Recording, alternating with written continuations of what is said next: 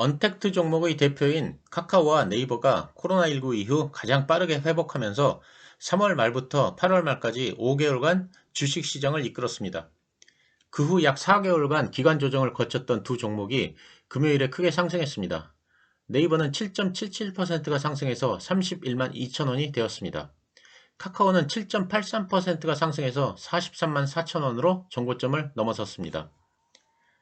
이 영상은 제가 12월 18일에 올렸습니다. 저는 이 영상에서 대표 플랫폼 기업인 네이버와 카카오에 대해 관심을 가져야 한다고 말씀드렸습니다. 그 후로 약 10% 수준 상승했지만 앞으로도 계속 대표 플랫폼 기업에 관심을 가져야 합니다. 왼쪽은 전 세계 시가총액 10위까지의 기업이고 오른쪽은 국내 시가총액 10위까지의 기업입니다. 사우디 아람코는 국영회사이므로 제외하겠습니다. 1위부터 10위까지 기업 중 워런 버핏의 버크셔 해서웨이를 제외하고는 모두 다 플랫폼 기업입니다. 참고적으로 저는 테슬라도 플랫폼 기업으로 분류합니다. 그런데 우리나라에서는 플랫폼 기업이 5위 안에 한 개도 들어가지 못하고 있습니다. 이건 우리나라에서는 아직도 플랫폼 기업이 가치를 제대로 인정받지 못하고 있다는 것을 보여줍니다. 플랫폼 기업은 세계적인 대세입니다. 우리나라만 예외가 될 수는 없습니다. 향후 대표 플랫폼 기업인 네이버와 카카오가 우리나라 시가총액 5위 안에 들어가는 것은 정해진 미래라고 생각합니다. 미래의 시가총액 상위 5개 종목을 꼽으라면 저는 삼성전자, 네이버, 카카오, SK하이닉스 그리고 그 외에 한 개 기업이 될 것이라고 생각합니다. 아마도 삼성전자가 1위, 네이버가 2위, 카카오가 3위가 되지 않을까 하는 것이 제 개인적인 생각입니다. 오늘은 제가 플랫폼 기업과 제조업 기업을 비교하면서 왜 플랫폼 기업이 시가총액 상위에 오를 수밖에 없는지에 대해 말씀드리겠습니다. 현재 주식시장에서 가장 핫한 분야인 배터리와 비교를 해보겠습니다. 전기차 시대가 도래하면서 배터리가 유망 업종으로 떠올랐고 주가도 몇 배씩 뛰었습니다. 원래부터 배터리를 제조하던 업체는 LG화학과 삼성 SDI입니다. 그런데 배터리 사업의 앞날이 밝다고 판단한 SK이노베이션이 신규로 뛰어들면서 시장을 차지하기 위해 경쟁하고 있습니다. LG화학이나 삼성 SDI 입장에서는 새로운 경쟁자가 나타난 것입니다. 즉 경쟁이 격화되어 이윤 창출에 한계가 생기는 것입니다. 국내 시장만 비교를 하면 그렇습니다. 하지만 해외까지 확장하면 CATL 등 중국의 배터리 기업들, 테슬라의 기가팩토리, 미국의 퀀텀스케이프 등도 모두 새로 시장에 진입한 후발업체들입니다. 즉 제조업은 유망한 분야라고 판단되면 경쟁자가 뛰어들기 쉬운 구조입니다.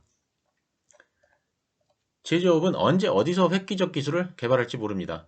스탠포드 대학의 스타트업으로 시작한 퀀텀스케이프는 2025년까지 전고체 배터리 기술 개발을 완성하겠다고 했고 도요다는 이미 전고체 배터리를 개발하여 2023년경부터 자사의 전기차에 직접 장착하겠다고 밝혔습니다. 전고체 배터리는 배터리 산업의 게임 체인저입니다. 어떤 배터리 업체든 전고체 배터리 개발에서 뒤처질 경우 상당한 고전이 예상됩니다. 하지만 네이버나 카카오와 같은 대표 플랫폼 기업들은 다릅니다. 국내의 어떤 업체들도 네이버나 카카오와 경쟁할 수 있는 플랫폼을 만들 수 없습니다. 그렇기 때문에 이들 업체들의 독점력은 점점 강화될 수밖에 없습니다.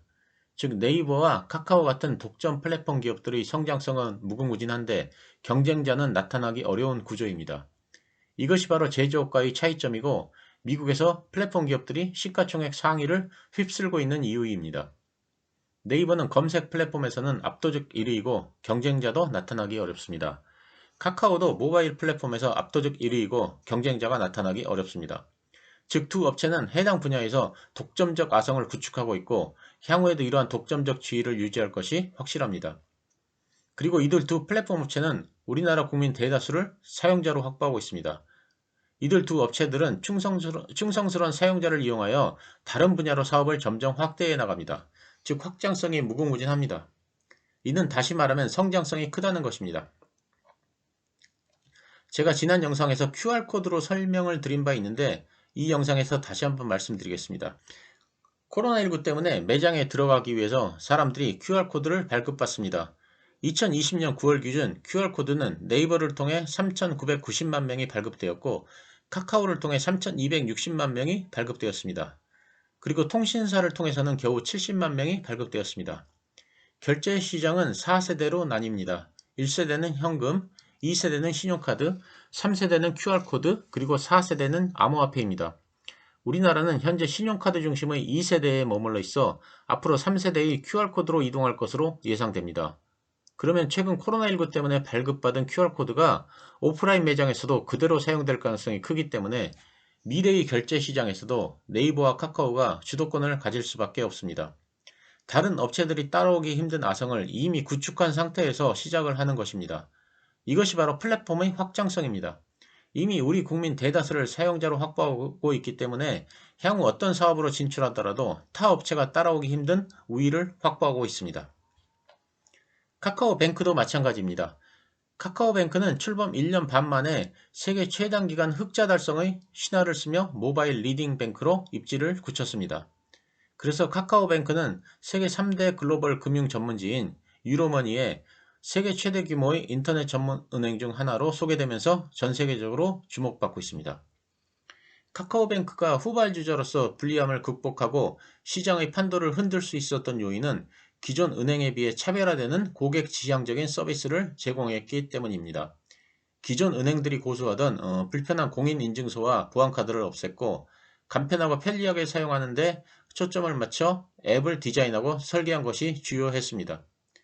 하지만 이것도 이미 확보한 고객들이 없었다면 어려웠을 것입니다. 즉, 카카오를 통해 이미 확보한 고객층에 편리한 서비스가 합해져서 시너지를 낸 것입니다. 카카오 플랫폼이 없었다면 카카오뱅크의 성공도 험난했을 것입니다. 이것이 바로 플랫폼의 확장성입니다. 카카오는 크게 플랫폼 부문과 신사업 부문으로 나뉩니다. 플랫폼 부문은 톡비즈와 포털로 구성되고 신사업은 페이먼트, 모빌리티, 게임, 뮤직, 웹툰 등입니다.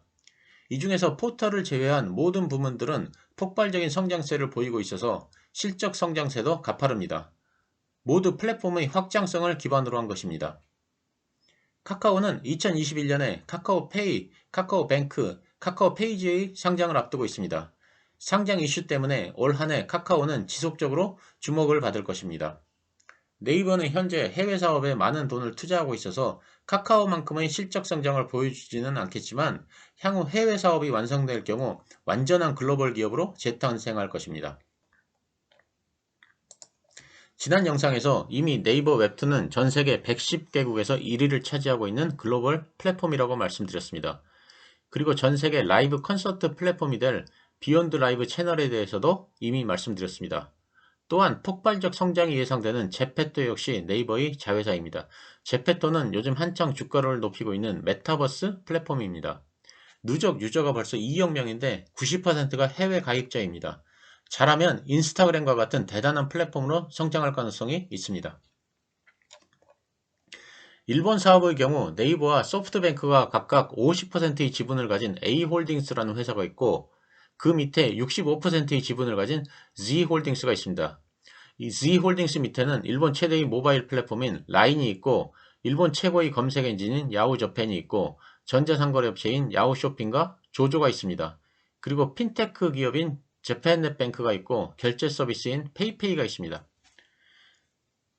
1억 명의 사용자를 지닌 메신저, 전자상거래 플랫폼, 페이먼트, 금융으로 이어지는 거대 플랫폼을 네이버와 소프트뱅크가 공동으로 지배하고 있습니다. 4차 산업의 핵심은 모두 포함하고 있어 향후 사업의 성장성은 무궁무진합니다. 그 외 동남아에서도 모바일 플랫폼 라인과 라인을 이용한 금융 서비스 사업이 매우 성공적입니다. 그리고 국내 사업 중 네이버 쇼핑에 대해 간단히 말씀드린 후 이 영상을 마무리하겠습니다. 네이버 쇼핑은 물건을 사입해서 배송해주는 전통적 이커머스 모델과는 다릅니다. 온라인 유통업체들이 네이버 쇼핑이라는 플랫폼에 입점해서 물건을 파는 것입니다. 즉 네이버라는 거대 백화점에 입점하는 개념으로 생각을 해야 합니다. 그리고 입점업체들 중에는 삼성전자나 LG생활건강과 같은 대기업들도 포함되어 있습니다. 이는 사용자 수에서 독보적 트래픽을 가지고 있기에 가능한 사업 모델입니다. 네이버는 또한 소위 락인 효과를 위해 타 업체가 하기 어려운 네이버페이와 네이버 통장을 이용하고 풀필먼트를 제공합니다. 네이버페이는 국내에서 가장 널리 사용되는 간편결제 시스템이고 네이버 통장은 사용한 금액의 최대 3%까지 적립을 해줍니다. 다른 업체들은 수수료 수입이 전부이지만 네이버는 수수료에 광고 수입이 있어서 이런 획기적인 서비스를 제공할 수 있습니다. 또한 입점업체들에게는 대출 서비스도 제공해주고 배송망을 갖추기 힘든 중소업자들을 위해 풀필먼트 서비스도 제공합니다. 판매자건 소비자건 일단 네이버 쇼핑에 발을 들이면 도저히 빠져나가기 힘든 구조를 완성했습니다. 그래서 국내 최대의 이커머스 플랫폼으로 성장한 것입니다. 네이버가 매출액 기준 쿠팡을 능가하여 이커머스 시장에서 1위를 차지하고 있습니다. 2020년 1사분기 기준 네이버의 온라인 쇼핑 매출은 5조 8천억 원이고 쿠팡은 4조 8천억 원입니다. 결론입니다. 향후 독점성과 무궁무진한 확장성에 성장성을 더한 네이버와 카카오에 관심을 가지시기 바랍니다. 감사합니다.